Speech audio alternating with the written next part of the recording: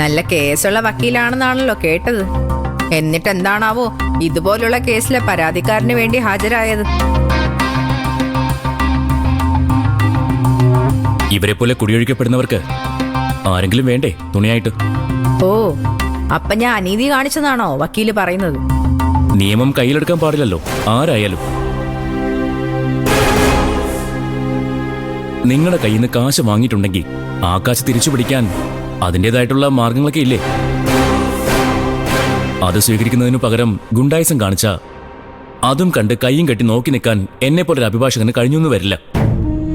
ചിലരോട് നിയമത്തിന്റെ ഭാഷയിൽ സംസാരിച്ചാൽ മനസ്സിലാവില്ല വക്കീലെ.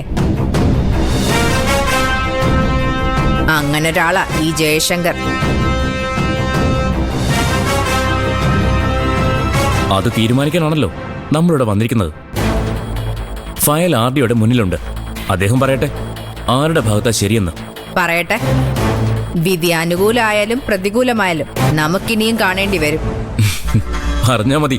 പറഞ്ഞ സ്ഥലത്ത് പറഞ്ഞ സമയത്ത് ഞാൻ വരും.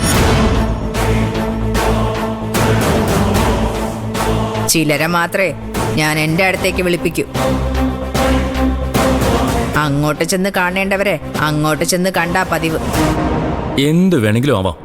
ഇങ്ങോട്ട് വന്നാലും അങ്ങോട്ട് വരുത്തിച്ചാലും രണ്ടും ഈ സിദ്ധുവിന് ഒരുപോലെയാ.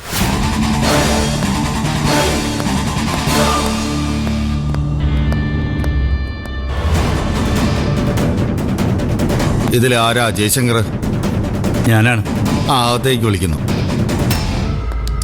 ആദ്യം പരാതിക്കാരന് പറയാനുള്ളത് കേൾക്കും. അതിനാ വിളിപ്പിച്ചത്. സ്വാമി ഇവിടെ തന്നെ നിന്നാ മതി. സാറിനൊപ്പം ഞങ്ങൾ കയറിക്കോളാം. വാ.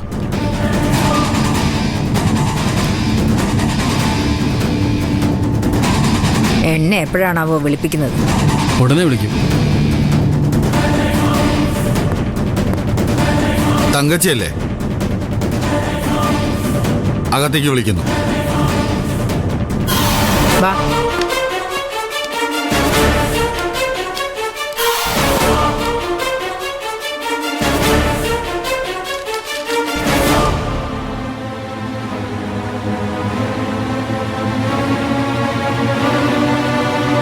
തങ്കച്ചിയല്ലേ?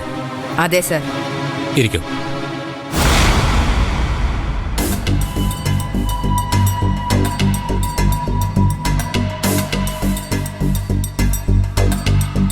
നിങ്ങൾ ഇവരുടെ വീട് കയ്യേറിയെന്നാണല്ലോ ഇവരുടെ പരാതി പറയുന്നത്. ഇല്ല സർ, ഞാൻ ആരുടെയും വീട് കയ്യേറിയിട്ടില്ല. അതെന്റെ വീടാണ് സർ. പച്ചക്കള്ളമാണ് സർ. അതെന്റെ വീടാണ്. ഞാൻ ഇവരോട് വാങ്ങിച്ച പണം തിരിച്ചു കൊടുക്കാൻ പറ്റാതെ വന്നപ്പോൾ ഈടായി കൊടുത്ത സ്ഥലവും വീടും ഇവർ കയ്യേറിയതാണ്. അതും ബലമായിട്ട്. ശരിയാണോ? വാങ്ങിയ കാശ് തിരികെ തരാൻ പറ്റിയില്ലെങ്കിൽ ആ വീടും സ്ഥലവും എഴുതിയെടുക്കാമെന്ന് ജയശങ്കർ എനിക്ക് എഴുതി തന്നിട്ടുണ്ട്. പ്രോമിസറി നോട്ടുണ്ട്, ബ്ലാങ്ക് ചെക്ക് ഉണ്ട്. അപ്പൊ അതൊക്കെ പോരെ സാർ ആ വീടും സ്ഥലവും എഴുതിയെടുക്കാൻ? പോരാ. ഈ നാട്ടില് നിയമങ്ങളില്ലേ തങ്കച്ചി? അതനുസരിച്ചല്ലേ ഏതൊരു പൗരനും പ്രവർത്തിക്കാൻ പറ്റൂ. ഡോക്ടർ ജയശങ്കർ നിങ്ങളിൽ നിന്ന് കടം വാങ്ങിയ കാശ് മടക്കി തരാനുണ്ടെങ്കിൽ നിങ്ങൾക്ക് കോടതിയെ സമീപിക്കാം. കോടതിയാണ് നിങ്ങൾക്ക് ആ വീടും സ്ഥലവും എടുക്കാമോ ഇല്ലയോ എന്ന് പറയേണ്ടത്. അതിനു പകരം സ്വന്തം ഇഷ്ടപ്രകാരം ഒന്നും ചെയ്യാൻ നിങ്ങൾക്ക് അധികാരമില്ല. ഞാൻ അതിനെ അനുവദിക്കുകയില്ല. ഇവർക്ക് കൊടുക്കാനുള്ള കാശ് തിരിച്ചു കൊടുക്കാൻ ഡോക്ടർക്ക് പറ്റുമോ? പറ്റും സർ. കുറച്ച് പ്രോപ്പർട്ടി വിൽക്കാനുണ്ട്. അത് വിറ്റാലുടനെ ഞാൻ കാശ് മടക്കി കൊടുത്തോളാം, പലിശ സഹിതം. എനിക്കിനി അത് വേണ്ടെങ്കിലോ? എനിക്ക് ആ വീട് മതി. അതെങ്ങനെ ശരിയാവും തങ്കച്ചി? നിങ്ങൾക്ക് ഡോക്ടർ ജയശങ്കർ തരാനുള്ള പണത്തെക്കാളും മൂല്യമില്ലേ ആ വീടിന്? ശരി, എന്നാ ഒരു വിലയിടാം. എന്റെ കടം കഴിച്ചിട്ട് ബാക്കി തുക തിരിച്ചു കൊടുക്കാം. അത് പറയേണ്ടത് ഞാനല്ല, കോടതിയാ. നിങ്ങൾ കോടതിയെ സമീപിക്കേ. അവരൊരു ഒത്തുതീർപ്പുണ്ടാക്കി തരും. കോടതി പോയാ സമയം ഒരുപാട് പോയില്ലേ സാർ? പോവും. അപ്പോ അതുവരെ ആ വീടെന്ത് ചെയ്യും? ഡോക്ടർ ജയശങ്കർ താമസിക്കും.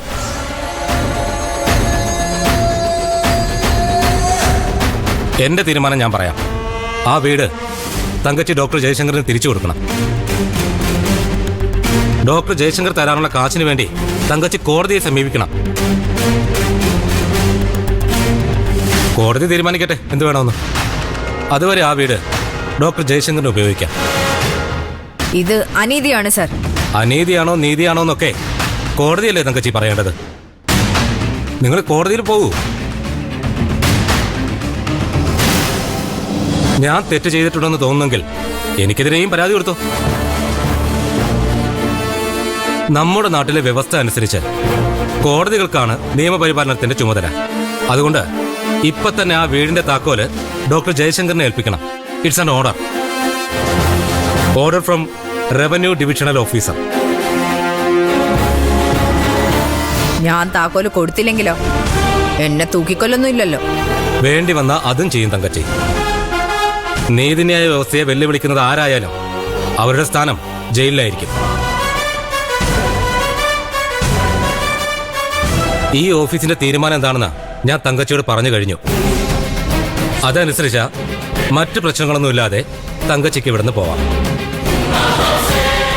അതല്ല, അനുസരിക്കാനല്ല ഭാവമെങ്കിൽ തങ്കച്ചി ഇവിടെ നിന്ന് പോകുന്നത് സെൻട്രൽ ജയിലിലേക്കായിരിക്കും. എന്ത് വേണമെന്ന് തങ്കച്ചിക്ക് തീരുമാനിക്കാം. ശരി, താക്കോല് ഞാൻ കൊടുക്കാം. എന്ന് വച്ച് എല്ലാം ഇവിടം കൊണ്ട് തീർന്നു ആരും വിചാരിക്കണ്ട. ജയിച്ചു എന്നും കരുതണ്ട. ആ വീട് നോട്ടമിട്ടിട്ടുണ്ടെങ്കിൽ ഞാനത് സ്വന്തമാക്കിയിരിക്കും. കോടതിയെങ്കിൽ കോടതി, നിയമമെങ്കിൽ നിയമം.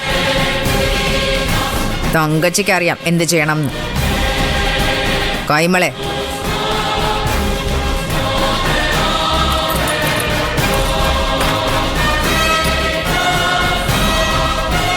മോളെ ഇത് വാങ്ങിക്കോളൂ.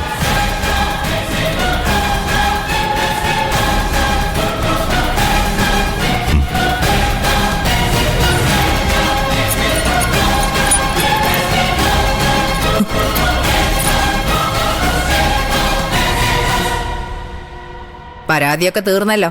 ഇനി എനിക്ക് പോവാലോ? പോവാം. എല്ലാരും കൂടി ചേർന്ന് കളിച്ച ഈ നാടകം എനിക്കിഷ്ടപ്പെട്ടു. ജയശങ്കറെ, ഇതിന് താൻ വലിയ വില കൊടുക്കേണ്ടി വരും. ഈ തങ്കച്ചി ആരാണെന്ന് താൻ അറിയാൻ പോകുന്നതേ ഉള്ളൂ.